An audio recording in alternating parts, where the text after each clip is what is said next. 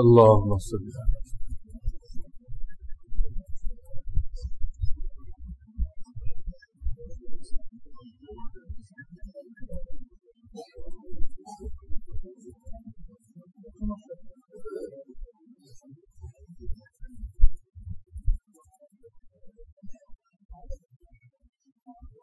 এক ভাই প্রশ্ন করছে যে এক আল্লাহর বান্দা নিচে বসে তেলাওয়াত করতেছে, আর এক মাজুর লোক নিচে বসতে পারে না, সে চেয়ারে বসে কোরআন তেলাওয়াত করতেছে, একজন নিচে হয়ে গেল না? সমস্যা হবে কিনা? এখানে এতটুকু করতে হবে যে একটু ফাঁকা হয়ে বসতে হবে, পাশাপাশি না হয়। একজন বসা একজন চেয়ারে ওজনের কারণে তারা পাশাপাশি বসবে না, দূরত্ব করে বসবে, তাহলে কোনো সমস্যা নেই।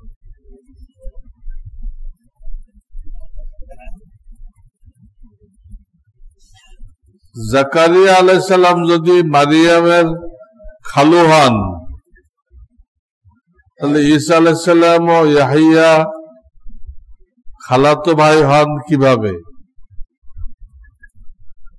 কারণ মারিয়াম আলাইহিস সালাম ও ইয়াহইয়া আলাইহিস সালাম তো খালাতো ভাই বোন। আসলে আমাদের পরিভাষা আর শরিয়াতের পরিভাষা এক না।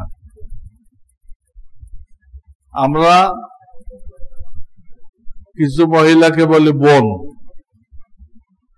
ওদের সন্তানকে বলি ভাগ্নে বা ভাগ্নি, বলি না? কিন্তু এই বোনের থেকে যত নিচে আপনি যাবেন, শরীয়তের পরিভাষায় সব বোন, সব কি আমাদের পরিভাষা তো মিলবে না, কোন শরীয়তের পরিভাষা বলা হয়েছে। কেউ যদি জুমার নামাজে আগে মসজিদের বাইরের কোন কামরা বা অন্য কোথাও অবস্থান করে, সে কি জুমার কি লিখছে 6টি কাজের সব পাবে? ইমামের নিকটবর্তী বসা একটা কাজ, ইমামের নিকটবর্তী তো হলো না। নিকটবর্তী বসতে হলে আগের থেকে পজিশন নিতে হবে।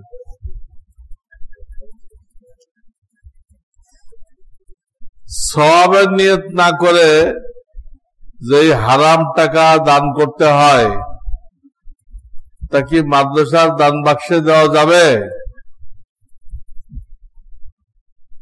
দান বাক্সে দিবে না, রসিদ কাটায় দিবে এবং বলবে যে এটা আপত্তিকর টাকা, আপত্তিকর টাকা।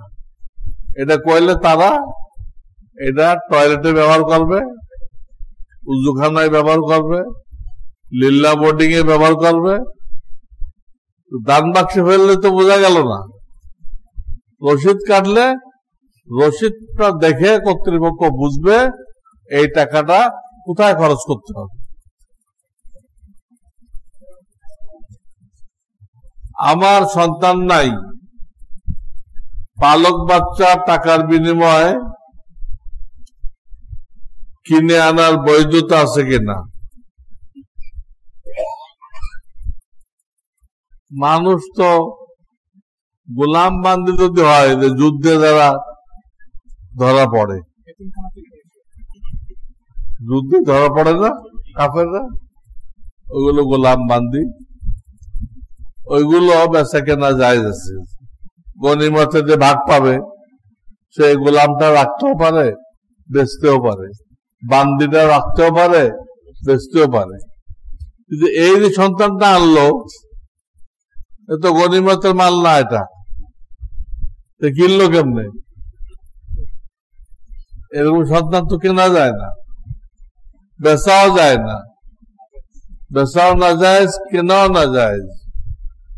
আর কোন গরিব মানুষ যদি এমনি দেয়, ভাই আমার তো পাল্লার তৌফিক নেই, তুমি এর পালো, তাহলে হাফেজ বানাও, বেচা কেনা না, খুশি খুশি দিলে পালতে, আপনি পারলেন, এটা যায়। আপনি যদি সেই বাবারা কিছু হাদিয়া দেন, সে চায় নাই, আপনি দিচ্ছেন, সেটাও যায়। পরিচয় বহন করতে হবে তার মূল বাপের। জাতীয় পরিচয় পত্রে এই পালক বাপের নাম লেখা যাবে না, কারণ হাদিস আসছে যে ব্যক্তি নিজের বাপকে বাদ দিয়ে অন্য কোন বাপের দিকে নিজেকে সম্পৃক্ত করলো, আল্লাহ তাআলা তার ফরজ নফল কোন ইবাদত কবুল করবেন না, কোন ইবাদত কবুল করবেন না। পরিচয় ক্ষেত্রে আসল বাপ।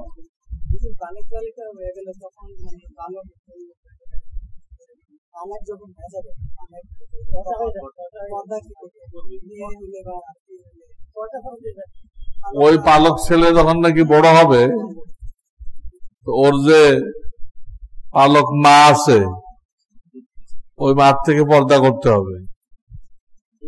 আবার যদি এটা হয়, মেয়ে হয়, তো পালক বাপের থেকে কি করতে হবে? পর্দা করতে হবে। হ্যাঁ, 2 বছর বয়সের মধ্যে যদি ওই পালক মায়ের দুধ খায়, তো দুধ ছেলে মেয়ে হয়ে গেল, তো পর্দা লাগবে না। রোজা অবস্থায় ভুলবশত কেউ পানি খেয়ে ফেললে তাতে রোজা ভাঙবে কিনা? কিন্তু ভুলে খাইছে, পানি কেন, পুরা খানাই খাই ফেলছে, পুরা খানাই খাই ফেলছে, তো তার রোজা হয়ে যাবে। আপনি যদি দেখেন, আপনাকে মনে করে যাওয়া নিষেধ করা হয়েছে, খাওয়া শেষ হলে মনে করে দিবেন।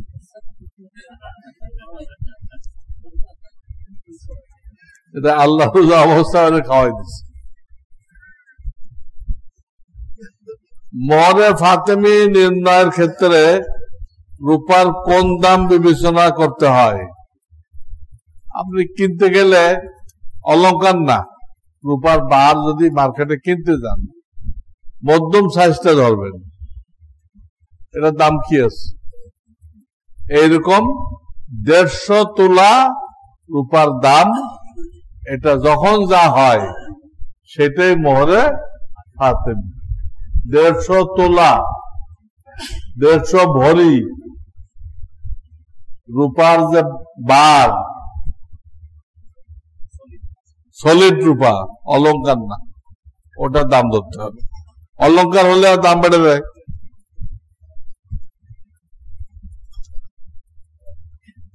আমার স্ত্রীর হজ করার মতো নিজের পর্যাপ্ত অর্থ নেই, আমার অর্থ দিয়ে স্ত্রীকে হজ করানো আমার উপরে ফরজ কিনা? ফরজ না, আপনি দয়া করে করাইতে পারেন, স্ত্রীর উপরে অনেক বড় ইহসান হবে, কারণ সে আপনার খেদমতের জন্য তার জিন্দেগি উৎসর্গ করছে। অপরদিকে আল্লাহ আপনাকে টাকা দিচ্ছে, আপনাকে একটা হজ করাই দিবেন না? জরুরি না, এটা নৈতিক দায়িত্ব।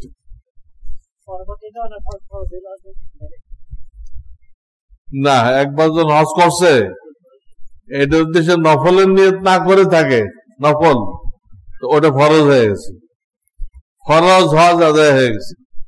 স্ত্রী এই হজটা আদায় করার সময় নফল বলে নাই, হজ করতেছে, নিয়ত করছে কি হজ করতেছে, তাহলে ফরজ হজ আদায় হয়ে গেল।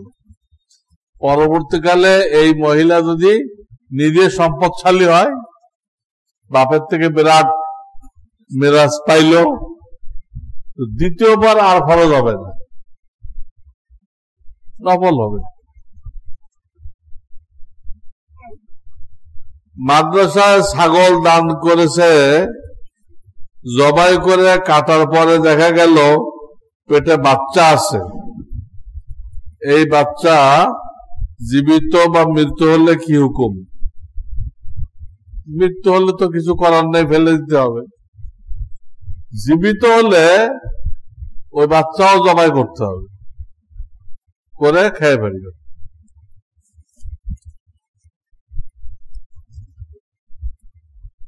কবরের সওয়াল জবাব আমাদের নবী সম্পর্কে কি প্রশ্ন করা হবে? কোন নবী সম্পর্কে প্রশ্ন করা হবে না।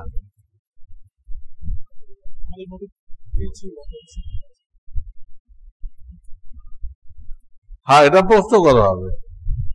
নবীকে ছিল তা না, নবীকে দেখানো হবে, দেখায় জিজ্ঞেস করবে এই লোকটাকে। নবীজির দেখানো হবে, আকৃতি দেখানো হবে, দেখায় জিজ্ঞেস করবে এই লোকটাকে। যারা দুনিয়াতে সুন্নত অনুযায়ী চলছে তারা সাথে সাথে চিনে ফেলবে এটা আমার নবী মুহাম্মদ সাল্লাল্লাহু আলাইহি ওয়াসাল্লাম। কোনো কষ্ট হবে না, আল্লাহ চেনাই দিবে, কিন্তু আপনাকে সুন্নত মোতাবেক চলতে হবে। আল্লাহ তৌফিক দান করুন। আগামী 30 জানুয়ারি আহলুল কোরআন নামধারী আসামি 2 জনের বিচার কার্য নরসিংদী কোর্টে শুরু হবে। আহলে কোরআন নামধারী তাদের উপযুক্ত বিচারের ও শাস্তির জন্য দোয়া চাই। জজ সাহেব, আল্লাহ তাদেরকে উপযুক্ত শাস্তি দেন। আর যদি তারা তওবা করে আমরা এই মতবাদ ত্যাগ করলাম, তাহলে ক্ষমা করা যেতে পারে। সুবহানাল্লাহ ওয়া বিহামদিহি মুহাম্মাদুর রাসূলুল্লাহ। আল্লাহুম্মা সাল্লি আলা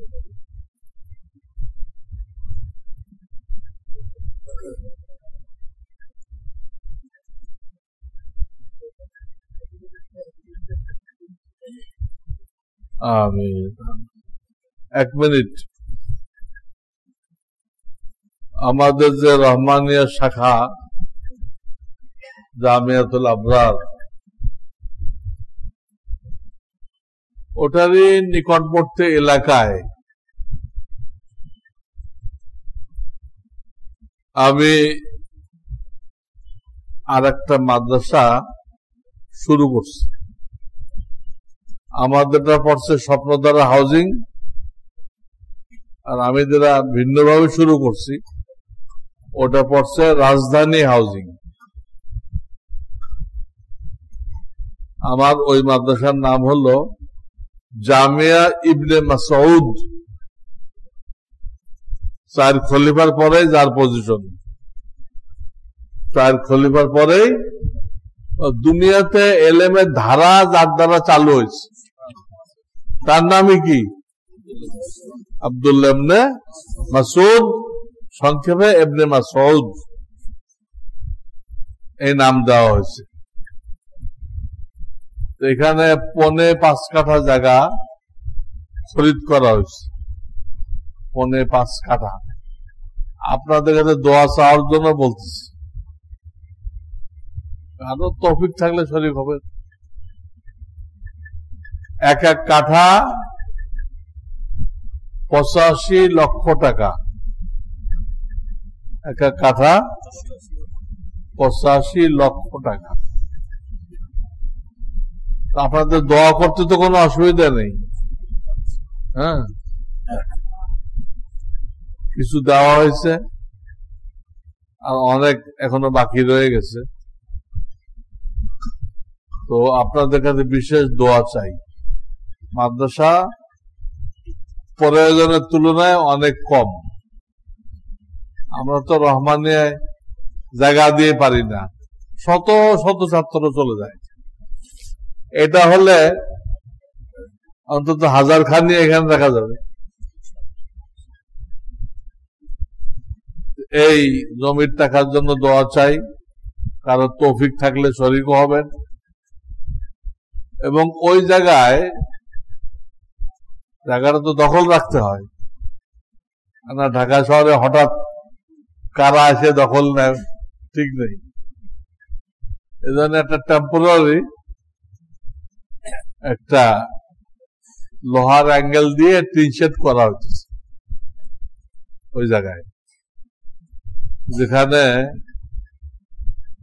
এই রমজান থেকে 5 ওয়াক্ত নামাজ, জুমার নামাজ, তারাবি নামাজ চালু হবে এবং বাচ্চারাও কোরআন শরীফ শিখবে এক টাইমে, আবার আপনাদের মতো মুরব্বীরাও শিখবে আর এক টাইমে। সার কথা, এই অস্থায়ী টিন শেডটা এটা মাদ্রাসাও আবার মসজিদ। 5 ওয়াক্ত নামাজ, জুমা, তারাবি, খতম তারাবি সব এখানে হবে। এখন টিন শেড বানানোর কাজ চলতেছে, তারও কোনো ফান্ড নেই। একজনে 1 গাড়ি ইট দিছে, লাগবে তো কয়েক গাড়ি, সিমেন্ট লাগবে। তো এটার জন্য দোয়া চাইতেছি, জমির টাকার জন্য দোয়া, এবং অস্থায়ী যে ঘর করা হইতেছে, ঘর হবে, উজুখানা হবে, টয়লেট হবে, এটার জন্য দোয়া চাইতেছি। এবং কেউ শরীক হইতে চাইলে সুযোগ আছে, রশিদের মাধ্যমে আপনারা শরীক হবেন। এটার নাম হলো জামিয়া ইবনে মাসউদ রাদিয়াল্লাহু তাআলা আনহু। ওই মাদ্রাসার ক্যালেন্ডার আজকে হয়তো দেওয়া হবে, হ্যাঁ দেওয়া হবে। ওকে, রহমানিয়ার ক্যালেন্ডার এখনো আসে নাই। আমি যে মাদ্রাসার মুফতি শাইখুল হাদিস, ওটার ক্যালেন্ডার এখনো ছাপা হইতেছে, হাতে আসে নাই। ওটা তো সামনের সপ্তাহে পাওয়া যাবে। আজকে দেওয়া হইতেছে নতুন যেটা জায়গা কেনা হইতেছে, অস্থায়ী টিন শেড করা হইতেছে, ওটা ক্যালেন্ডার দেওয়া হইতেছে। আপনারা জায়গা কেনাতেও শরীক হইতে পারেন। এখানেও 1 লাখ টাকা দিয়ে প্রতিষ্ঠাতা সদস্য হওয়া যায়, আর যে যা পারে এইভাবেও দিতে পারে শরীক থাকলেন। আবার অস্থায়ী ঘরেও ইট দিয়ে, সিমেন্ট দিয়ে শরীক থাকতে পারেন। আল্লাহ আপনাদেরকে তৌফিক দান করুন। বিশেষ দোয়ার আবেদন আপনাদের কাছে। ওয়া আখিরু দাওয়ানা আনিল হামদুলিল্লাহি রাব্বিল আলামিন।